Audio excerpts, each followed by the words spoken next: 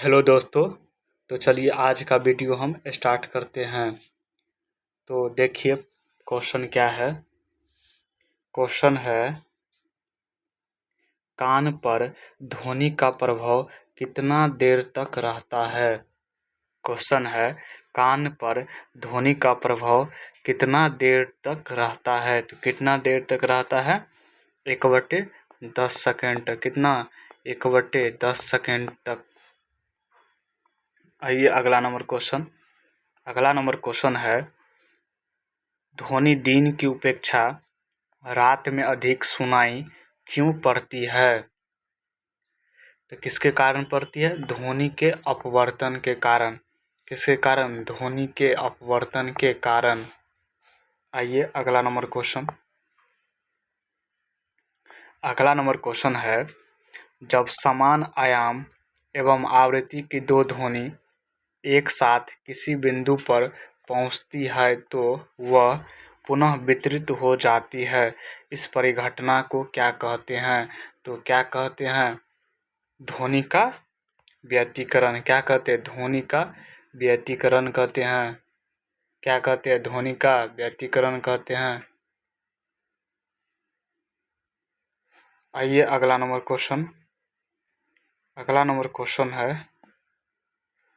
Number question है जो gas जितनी हल्की होगी उसमें ध्वनि की चाल उतनी ही अधिक होती है। क्या होती है? उतनी ही अधिक होती है। क्या होती है? उतनी ही अधिक होती है। ऑक्सीजन की उपेक्षा हाइड्रोजन में अधिक होती है। अगला नंबर क्वेश्चन है मिसाइल की ध्वनि तीव्रता कितनी होती है। मिसाइल की ध्वनि तीव्रता कितनी होती है? तो कितनी होती है? 1080 से 1090 डेसिबल होता है।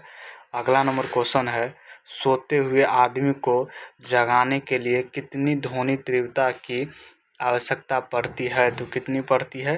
50 डेसिबल। कितनी? 50 डेसिबल। आइए अगला नंबर क्वेश्चन देखते हैं।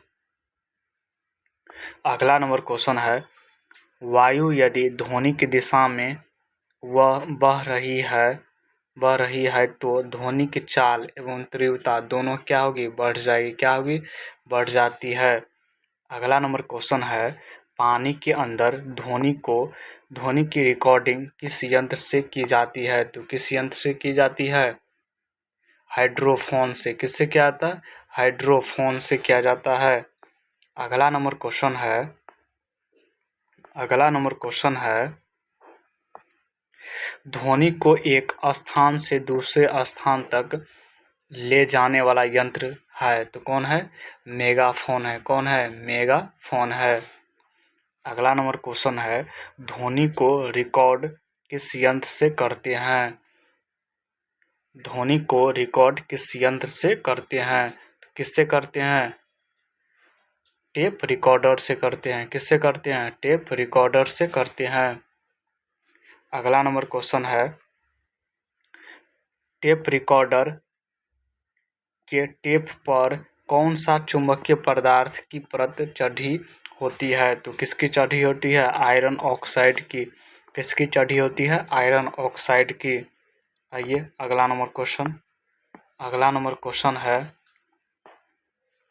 नंबर क्वेश्चन है यदि कुएं में हम झांककर आवाज लगाते हैं तो पुनः आवाज दोबारा सुनाई क्यों पड़ती है? तो किसके कारण?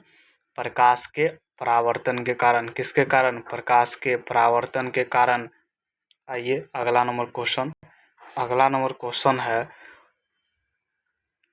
हॉल की दीवारों फर्श तथा छत को खुरदरा क्यों बनाया जाता है? तो ध्वनि के परावर्तन को रोकने के लिए हॉल की दीवारों फर्श तथा छत को खुरदरा क्यों बनाया जाता है? तो ध्वनि के परावर्तन को रोकने के लिए। अगला नंबर क्वेश्चन है जब दो तरंगे किसी बिंदु पर एक ही कला में पहुंचती है वहाँ ध्वनि की तीव्रता अधिकतम होती है, कहलाता है, क्या कहलाता है? समपोषी व्यतिकरण कहलाता है। क्या कहलाता है? समपोषी व्यतिकरण कहते हैं। अगला नंबर क्वेश्चन है यदि दो तरंगें एक बिंदु पर विपरीत कला में पहुंचती है तो वहां पर तीव्रता न्यूनतम होती है, इसे कहते हैं, तो क्या कहते हैं? विनाशी व्यतिकरण कहते हैं। क्या कहते हैं? विनाशी व्यतिकरण कहते हैं। अगला नंबर क्वेश्चन है 1 मीटर कोटि तरंगदैर्घ्य की ध्वनि इसी कोटि के अवरोध के सामने आती है तो वह किनारे से मुड़कर आगे बढ़ जाती है। इस घटना को क्या कहते हैं? तो ध्वनि का विवर्तन कहते हैं। क्या कहते हैं? ध्वनि का विवर्तन कहते हैं। अगला नंबर क्वेश्चन क्या है? अगला नंबर क्वेश्चन है किसी माध्यम में किसी पिंड की चाल उसी माध्यम में ताप एवं दाब की परिस्थिति में ध्वनि के चाल के अनुपात को क्या कहते हैं? तो मेक संख्या कहते हैं। क्या कहते हैं? मेक संख्या कहते हैं। अगला नंबर क्वेश्चन है यदि मेक संख्या 1 से अधिक हो तो पिंड की चाल क्या कहलाती है? तो क्या कहलाती है? पराध्वनि कहलाती है। क्या कहलाती है? पराध्वनि कहते हैं। अगला नंबर क्वेश्चन है यदि मैक की संख्या 5 से अधिक हो तो पिंड की चाल क्या कहलाती है? पिंड की चाल क्या कहलाती है? तो क्या कहलाती है? अति पराध्वनि कहलाती है। क्या कहलाती है? अति पराध्वनि कहते हैं। अगला नंबर क्वेश्चन है 1939 ईस्वी में संयुक्त राष्ट्र अमेरिका का टेकोमा पुल किसके कारण क्षतिग्रस्त हो गया था? तो किसके कारण हुआ था? यांत्रिक अनुवाद के कारण। किसके कारण? यांत्रिक अनुवाद के कारण। अगला नंबर क्वेश्चन है किसके कारण रेडियो में कभी तीव्र एवं कभी मंद आवाज सुनाई देती है? तो किसके कारण? ध्वनि के व्यतिकरण के कारण। किसके कारण? ध्वनि के व्यतिकरण के कारण। अगला नंबर क्वेश्चन है मैक संख्या का उपयोग किसकी चाल निर्धारित में किया जाता है? तो किसकी चाल? विमान की चाल। किसकी चाल? विमान की चाल को निर्धारित करने के लिए किया जाता है। अगला नंबर क्वेश्चन है किसके कारण अतिध्वनि उत्पन्न होती है? किसके कारण अतिध्वनि उत्पन्न होती है? तो किसके कारण? परावर्तन के कारण। किसके कारण? परावर्तन के कारण। किसके कारण? परावर्तन के कारण।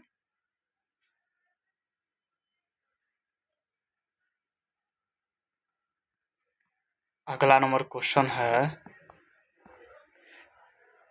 क्वेश्चन क्या है? सिग्नल। अगला नंबर क्वेश्चन है सिग्नल आवृत्ति के वाहक तरंग पर अध्यारोपण की प्रक्रिया को क्या कहा जाता है? तो क्या कहा जाता है? मॉड्यूलन कहा जाता है। क्या कहा जाता है? मॉड्यूलन। क्या कहा जाता है? मॉड्यूलन। अगला नंबर क्वेश्चन है 3000 एंगस्ट्रॉम 3000 एंगस्ट्रॉम तरंगदैर्घ्य के प्रकाश तरंग की आवृत्ति कितनी होती है? तो कितनी होती है? 1 × 10⁻15 Hz होता है। अगला नंबर क्वेश्चन है ध्वनि तरंगे कहाँ से होकर गुजरती है? तो निर्वात में। कहाँ से? निर्वात में। अगला नंबर क्वेश्चन है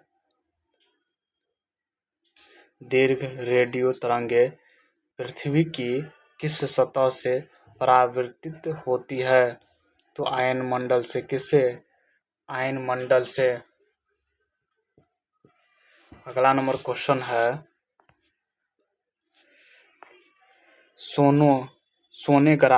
सोनोग्राफी में किस तरंगे प्रयुक्त होती है? तो किसका उपयोग किया जाता है? पराश्रव्य तरंग का। अगला नंबर क्वेश्चन है, ध्वनि का सुरीला होना किस पर निर्भर करता है? तो किस पर निर्भर करता है? ध्वनि के तारतम्य पर। किस पर? ध्वनि के तारतम्य पर। अगला नंबर क्वेश्चन है, सर्वाधिक ऊर्जा वाली तरंग कौन सी होती है? सर्वाधिक ऊर्जा वाली कौन सी तरंग होती है? तो दृश्य प्रकाश तरंग होती है। कौन होती है? दृश्य प्रकाश तरंग होती है। अगला नंबर क्वेश्चन है, ऊष्मा की 1 कैलोरी मात्रा कितने जूल के बराबर होती है? तो कितने जूल के बराबर होती है? 4.186 जूल के बराबर होती है। अगला नंबर क्वेश्चन है, 1 किलो कैलोरी में कितना जूल होता है? तो 4146 जूल होता है। कितना होता है? 4146 जूल होता है। अगला नंबर क्वेश्चन है, एक ब्रिटिश थर्मल यूनिट बराबर होता है। तो कितना होता है? 252 कैलोरी होता है। अगला नंबर क्वेश्चन है, 1 ग्राम शुद्ध जल का ताप 1 डिग्री सी बढ़ाने के लिए ऊष्मा की कितनी मात्रा चाहिए होती है? तो कितना? 1 कैलोरी। कितनी? 1 कैलोरी। कितनी होती है? 1 कैलोरी। अगला नंबर क्वेश्चन है, 1 पाउंड जल का ताप 1 डिग्री एफ बढ़ाने के लिए ऊष्मा की कितनी मात्रा की जरूरत होती है? कितनी होती है? 1 ब्रिटिश थर्मल यूनिट की होती है। आइए अगला नंबर क्वेश्चन देखते हैं। अगला नंबर क्वेश्चन है, किसी पिंड का ताप जिस यंत्र के द्वारा मापा जाता है उसे क्या कहते हैं? तो क्या कहते हैं? तापमापी या थर्मामीटर कहते हैं। तापमापी या थर्मामीटर कहते हैं। अगला नंबर क्वेश्चन है, जमते हुए बर्फ के ताप को कहते हैं। तो क्या कहते हैं? हिमांक कहते हैं। क्या कहते हैं? हिमांक कहते हैं। अगला नंबर क्वेश्चन